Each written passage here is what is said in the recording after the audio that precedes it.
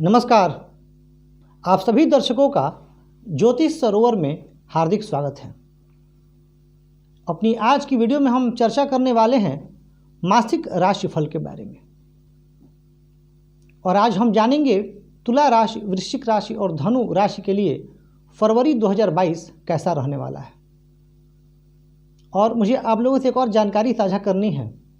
आप लोगों के ही सुझाव पर मैंने एक नया चैनल एस्ट्रोलॉजर डॉक्टर रवि राय के नाम से प्रारंभ किया है। वहाँ भी आप जुड़िए। वहाँ हम बिल्कुल बेसिक से चर्चा कर रहे हैं और वहाँ हम बहुत जल्द निःशुल्क जन्म कुंडली विश्लेषण का कार्यक्रम लेके आने वाले हैं। यहाँ भी हम दर्शकों के प्रश्नों का उत्तर दिया करते हैं। जैसे आज के भी कार्यक्रम में एक दर्शक के प्रश्न का उत्तर दिया जाएगा, लेकिन वहाँ पर पूरी कुंडली का विश्लेषण होगा। आप वहाँ भी जुड़ सकते हैं, वहाँ सब्सक्राइब कर सकते हैं, जिससे मेरा भी उत्साहवर्धन होगा। आइए आज की चर्चा प्रारंभ करते हैं। देखिए, तुला राशि, शुरुआत तुला राशि से करते हैं। तुला राशि के जातकों की मैं बात करूं तो उनके लिए ग्रह स्थितियां कुछ इस प्रकार बन रही हैं कि तुला राशि है तो जब हम चंद्र राशि से गणना करेंगे तो चंद्रमा को केंद्र में लग्न में लेंगे तो लग्न में चंद्रमा, द्वितीय भाव में केतु, अष्टम भाव में राहु, तो वहीं तृतीय भाव में शुक्र मंगल और चतुर्थ भाव में सूर्य बुध शनि और पंचम भाव में गुरु। ये ग्रह स्थितियां तुला राशि के लिए बन रही हैं। अब तुला राशि के लिए यह कैसा समय रहेगा? तो देखिए, मन में धार्मिक विचारों का उदय होगा, क्योंकि गुरु की जो स्थिति बनी हुई है वो पंचम भाव में बनी हुई है। और जब गुरु पंचम भाव में होते हैं तो धार्मिक बनाते हैं, क्योंकि नवम से नवम है ये भाव, इसका बड़ा महत्व है।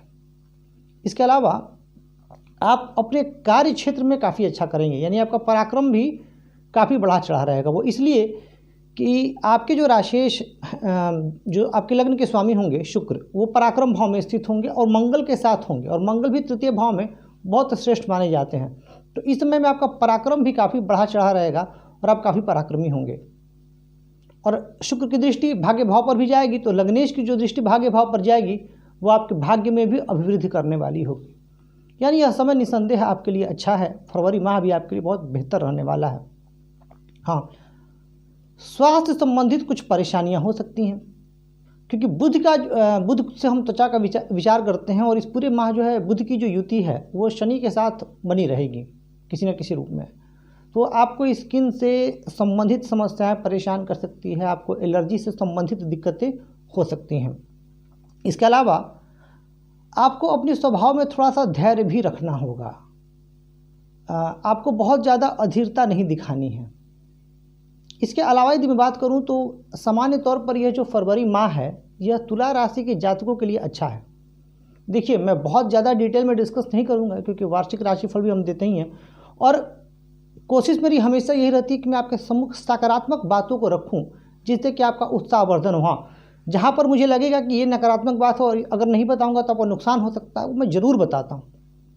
तो यहाँ पर आपको सावधानी क्या रखनी है कि आपको कटु वचन का प्रयोग नहीं करना है। आमतौर पर तुला राशि के जातक कटु वचन का प्रयोग नहीं करते हैं, परंतु इस माह कुछ ग्रह स्थितियाँ ऐसी बनी हुई हैं कि आप झुंझलाहट में, परेशानी में कटु वचन बोल सकते हैं। दूसरी बात, आपको अपने भाइयों से संबंध बहुत मधुर बना करके रखने हैं, संबंध बिगड़ना नहीं चाहिए। और स्वास्थ्य के दृष्टिकोण से इस वर्ष आपको बहुत ज़्यादा सावधान रहने की आवश्यकता है। फरवरी माह में आपके लिए कुछ उपाय भी हैं कि किन उपायों को करके आप अपने जीवन को बेहतर कर सकते हैं। तो उपाय आपको ये करना है कि आप माँ दुर्गा की पूजा आराधना पूरे मन से करें, पूरी श्रद्धा और लगन से करें, आपको निसंदेह बहुत लाभ होगा। अब आइए आगे बढ़ते हैं। हम अगली राशि का हाल जानते हैं, वृश्चिक राशि। वृश्चिक राशि के लिए यह समय कैसा रहने वाला है? तो देखिए, अगर मैं बात वृश्चिक राशि की करूं तो सबसे पहले हम ग्रह स्थिति को समझ लेते हैं। तो वृश्चिक राशि के लिए अभी लग्न में ही केतु विराजमान होंगे और सप्तम में राहु होंगे।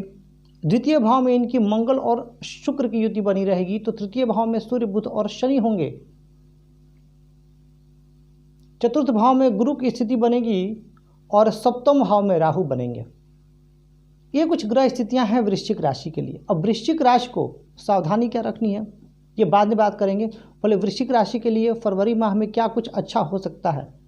तो देखिए, ये जो पराक्रम भाव में जो 3 ग्रहों की युति है, यह वृश्चिक राशि से भी काफ़ी पराक्रम कराएगी और मेहनत करने में आप और फरवरी माह में पीछे नहीं हटेंगे। यानी आपके लिए एक पॉजिटिव सिग्नल है, क्योंकि कई बार हम सोचते हैं कि हम खूब मेहनत करें, पर कुछ ना कुछ परिस्थितियाँ ऐसी आ जाती हैं कि हम मेहनत नहीं कर पाते हैं। स्वास्थ्य भी आपका सामान्य रहेगा, बहुत ज़्यादा परेशान आप नहीं होंगे। और देवगुरु बृहस्पति की दृष्टि दशम भाव पे जा रही है, तो दशम भाव पर जो है दृष्टि है, यह आपके लिए बहुत फलदायी है। आपकी अपनी उच्च अधिकारियों से संबंध काफ़ी अच्छे रहेंगे। आप चाहे सरकारी नौकरी में हो या प्राइवेट नौकरी में, इससे कोई फर्क नहीं पड़ता है। इसके अलावा गुरु की दृष्टि लाभ भाव पर भी है, तो जो लोग व्यवसाय में कुछ नया करना चाहते हैं, फरवरी माह से कुछ नया शुरू करना चाहते हैं, वृश्चिक राशि के वो लोग भी शुरू कर सकते हैं, उनके लिए भी समय अनुकूल चल रहा है। हाँ, एक जगह परेशानी मुझे दिख रही है, और वो परेशानी ये है कि पारिवारिक जीवन आपका जो है बहुत अनुकूल नहीं दिख रहा है। पारिवारिक जीवन में तनाव दिख रहा है, तो इसको थोड़ा सा आपको चेक रखना है इस पर कि आप अपने व्यवहार में संयम बना करके रखें। इसके अलावा यदि मैं बात करूं विद्यार्थियों के लिए, तो विद्यार्थियों के लिए तो यह वर्ष बहुत अच्छा बीतने वाला है, क्योंकि शिक्षा भाव में स्वयं देवगुरु बृहस्पति विराजमान है। आप खूब मेहनत कीजिए, आपकी सफलता को कोई रोकेगा नहीं। आप निसंदेह काफ़ी तरक्की करेंगे और काफ़ी अच्छा करेंगे। आगे बढ़ते हैं। हाँ, एक चीज़ और है, धनु राशि पर आऊँ इससे पहले वृश्चिक राशि के लिए एक चीज़ और है। जो लोग शुगर के पेशेंट हैं, जिन्हें मधुमेह है, उन लोगों को फरवरी माह के स्पेशली तीसरे हफ्ते और चौथे हफ्ते में विशेष सजग रहने की ज़रूरत है। इसके अलावा देखा जाए तो वृश्चिक राशि के लिए फरवरी माह अच्छा रहने वाला है। मन में सकारात्मक भाव रहेगा, कुछ करने की इच्छा रहेगी। हाँ, जिन लोगों के चंद्रमा पर, जन्म कुंडली में ध्यान दीजिएगा, जिन लोगों के चंद्रमा पर राहु की दृष्टि है या शनि का प्रभाव है, उन लोगों का मन थोड़ा खिन्न अवश्य रहेगा। और वैवाहिक जीवन में आपको सामंजस्य बिठाना है, बहुत ज़्यादा क्रोध से आपको बचना है। आगे बढ़ते हैं, बात धनु राशि की, और धनु राशि के बाद हम एक दर्शक के प्रश्न को भी लेंगे, और बड़ा इंटरेस्टिंग क्वेश्चन है उनका। धनु राशि के लिए ग्रह स्थितियाँ क्या है, तो चंद्र राशि धनु है, तो चंद्र लग्न में ही धनु होंगे, और मंगल और शुक्र भी लग्न में होंगे। इसके अलावा धन भाव में यानी वाणी भाव, द्वितीय भाव में सूर्य, बुध और शनि की युति है। हालांकि सूर्य माह के मध्य में, फरवरी माह के मध्य में कुंभ राशि में प्रवेश कर जाएंगे। तो तृतीय भाव में गुरु की स्थिति बनी हुई है धनु राशि के लिए। छठे भाव में राहु हैं और द्वादश भाव में केतु हैं। तो देखिए, धनु राशि के लोग अभी 7.5 से भी गुजर रहे हैं, इस पर भी हम चर्चा कर चुके हैं कई बार। तो लग्न में मंगल और शुक्र की यह युति एक तरह से तो पॉजिटिव भी है और कुछ निगेटिव भी है, केतु भी है वहाँ। मंगल और शुक्र की युति आपको ऊर्जावान तो खूब बनाएगी। आपकी पर्सनैलिटी जो है वो आपका जो व्यक्तित्व है वो काफ़ी आकर्षक होगा, लेकिन यह आपको भटकाव की ओर भी ले जा सकता है। तो आपको उस भटकाव से बचना है, यानी आपको अपना कंडक्ट सही रखना। और आमतौर पर धनु राशि के जो लोग हैं वो अपना कंडक्ट बिल्कुल सही रखते हैं, लेकिन चूंकि मंगल और शुक्र की युति इस माह फरवरी माह में है, तो कई बार भटकाव आ जाता है। दूसरा पहलू जो है, मंगल और शुक्र जो आपके राशि के साथ ही हैं लग्न में, तो यह आपकी क्रोध को बढ़ा सकते हैं। बिना बात का आपको बिना बात की चिंता होगी, केतु भी है वहाँ, और बिना बात की झुंझलाहट, एक बेचैनी आपके मन में बनी रहेगी। जरा सा इस बात का भी आपको ध्यान रखना है। पैतृक संपत्ति से संबंधित कुछ महत्वपूर्ण निर्णय इस माह में आप ले सकते हैं, या मैं यूँ कहूँ कि पैतृक संपत्ति से संबंधित कुछ विवाद भी हो सकता है। तो आपको उस विवाद को बहुत शांत और सुलझे हुए ढंग से सॉल्व करना है। आपको वहाँ बिल्कुल भी जल्दबाजी नहीं करनी है। अगर आपने जल्दबाजी की तो आपका काम जो है वो गड़बड़ हो जाएगा। और चूँकि यहाँ मंगल लग्न में है, तो यहाँ पर जो लोग जिन लोगों को हाई ब्लड प्रेशर है, उन लोगों को भी विशेष रूप से सावधानी रखनी है। जिन लोगों को स्किन से रिलेटेड प्रॉब्लम है, उनकी ये प्रॉब्लम बढ़ सकती है, तो उनको भी ध्यान रखना है कि प्रॉब्लम जो है वो ज़्यादा ना बढ़े। इसके अलावा यदि मैं बात करूं तो पराक्रम भाव में जो गुरु हैं, क्योंकि आपके लिए राशि स्वामी आपके जो राशिश होते हैं धनु राशि के, वो गुरु होते हैं और गुरु की दृष्टि भाग्य भाव पर बनी हुई है। यानी यह इस बात की तरफ इशारा करता है कि चाहे कुछ भी हो जाए भाग्य आपका साथ देगा। अब धनु राशि के कुछ लोग मुझसे असहमत हो सकते हैं क्योंकि वो लंबे समय से परेशानी में है। स्वाभाविक सी बात है, जब लंबे समय से व्यक्ति परेशानी में रहता है तो कोई अच्छी बात भी करता है तो उसको लगता है कि अब मेरे साथ कुछ अच्छा नहीं होगा। लेकिन मैं यही चीज़ आपके मन से निकालना चाहता हूँ। मैं चाहता हूँ कि आप आशावादी बने। पॉजिटिव होना, सकारात्मक होना नकारात्मक होने से सदैव अच्छा है, क्योंकि जब हम सकारात्मक होते हैं तो हमारे अंदर सकारात्मक ऊर्जा का संचार होता है, और सकारात्मक ऊर्जा का संचार होता है तो जो हम कार्य करते हैं, जो हम निर्णय लेते हैं वो सही होते हैं। इसके विपरीत यदि हम डिप्रेस्ड होते हैं और नेगेटिव होते हैं तो हमारे जो काम हैं वो भी प्रभावित होते हैं, और बहुत जल्द आप इस चालीसाती से भी मुक्त हो ही जाएंगे। तो गुरु की भाग्य भाव पर दृष्टि आपके भाग्य को बढ़ाएगी। आपको ध्यान करना क्या है, तो आप इस माह में एक संकल्प लें कि आप योग और प्राणायाम से जुड़ेंगे। योग और प्राणायाम से यदि आप जुड़ते हैं तो आपका स्वास्थ्य भी सही होगा, आपकी बहुत सारी परेशानियां दूर होंगी। और माह के तीसरे सप्ताह में यानी फरवरी माह के तीसरे सप्ताह में आपको मंगलवार को और शनिवार को हनुमान चालीसा का 5 पाठ करना है, और मंगलवार को हो सके तो हनुमान मंदिर भी हो आइएगा, कुछ प्रसाद वगैरह या हनुमान जी को लड्डू चढ़ा के आइएगा। उससे आपके मन में शांति मिलेगी और आपके कार्य जो है वो आगे बढ़ेंगे।